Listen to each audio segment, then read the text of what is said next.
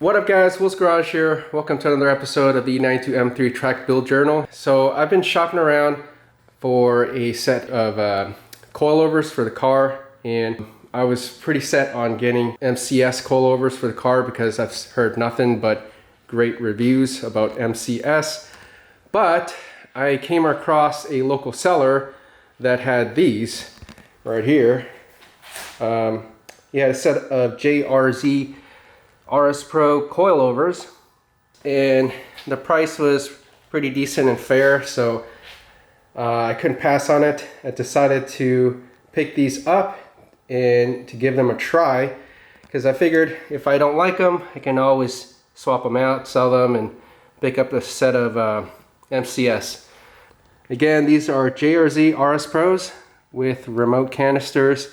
They are two-way adjustable. So the previous owner had spring rates of 650 in the front and 800 in the rear. I wanted to try out a little stiffer in the rear, so I ordered 900 pound springs. They're on the way right now. In terms of the front, I wanted to go with 600. These are 650, so I'm just going to give these a try first. So that's the setup that I'm going to be running. I also have the rear shock mounts. I have an order, those are on the way. So, oh, and also the previous seller did not have the helper springs installed in the front. So I did pick these up, these helper springs from Hyperco, as well as the adapters. So I will be installing those right now. But in terms of the rest of the coilover installation, until I get the rear springs and the rear shock mounts, I won't be able to install them. So I'll be doing that in a separate video. But let's get these helper springs onto these coilovers now. And these, by the way, have Vorschlag camber plates, which I've heard great things about. And hopefully I'll be able to get up to 3.5 negative camber in the front. And they also come with these sway bar end links. I think these are from Beamer World, I'm not sure.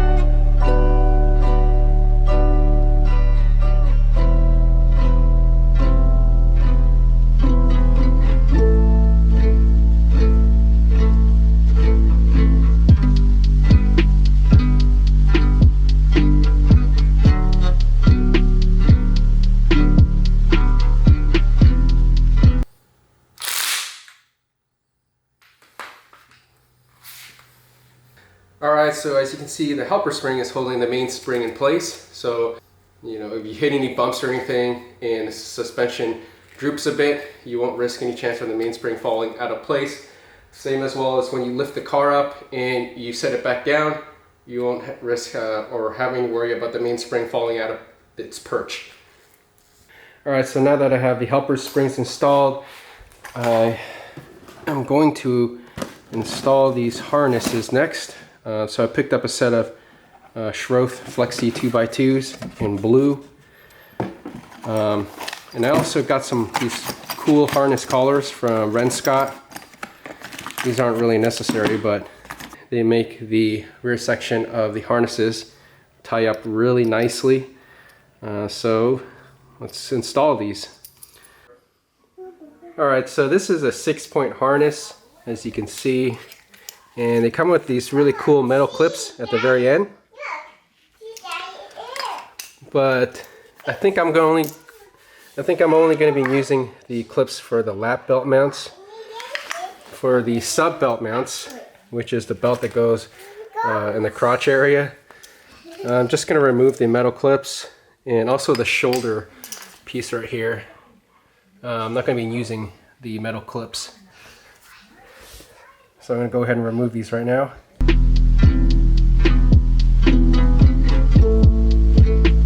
Okay, so I'm going to install the sub belt mount first, which is the crotch strap. And this wraps around the bar underneath the seat. I'm going to go ahead and do that now.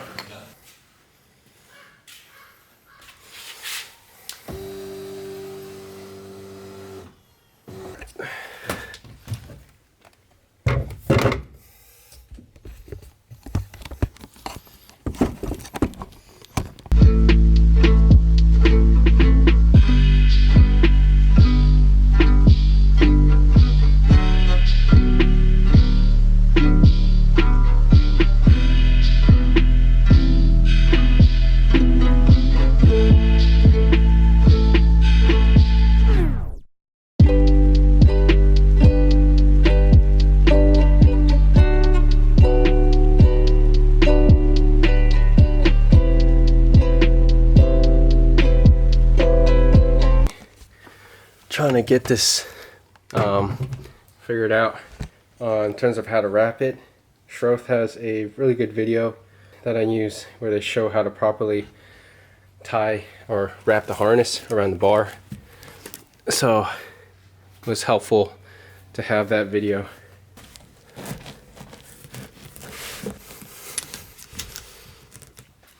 Alright, so for the lap belt mount, I'm going to use this clip thing right here, which makes it very easy.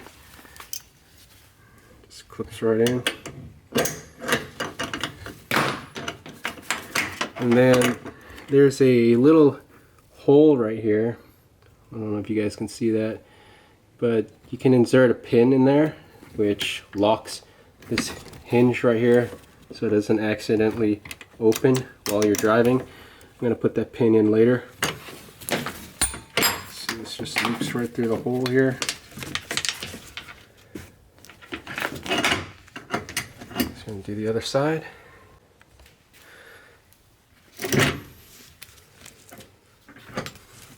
Okay, now I'm going to install the shoulder harnesses.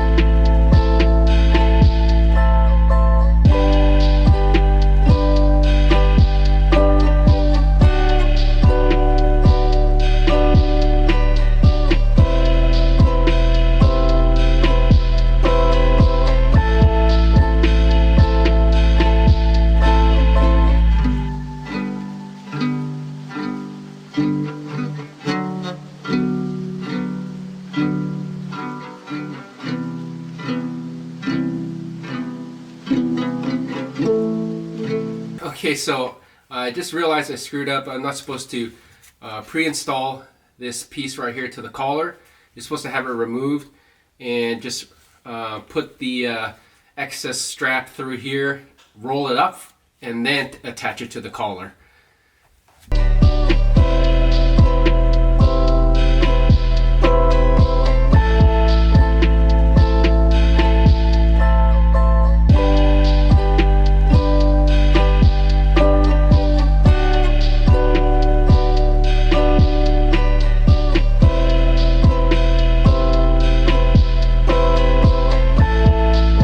Alright, so that's pretty much it. Let me bring the camera around so you guys can have a closer look. Alright, so this is what it looks like. I'm actually not sure if I need to get an additional collar to put on this side and another one over here just to hold the belt in place. Probably going to ask Ren Scott about that. But yeah, it's pretty neat how he keeps the excess strap rolled up and tidied up in the back over here. Loving the look of it. And let me show you guys the front right here.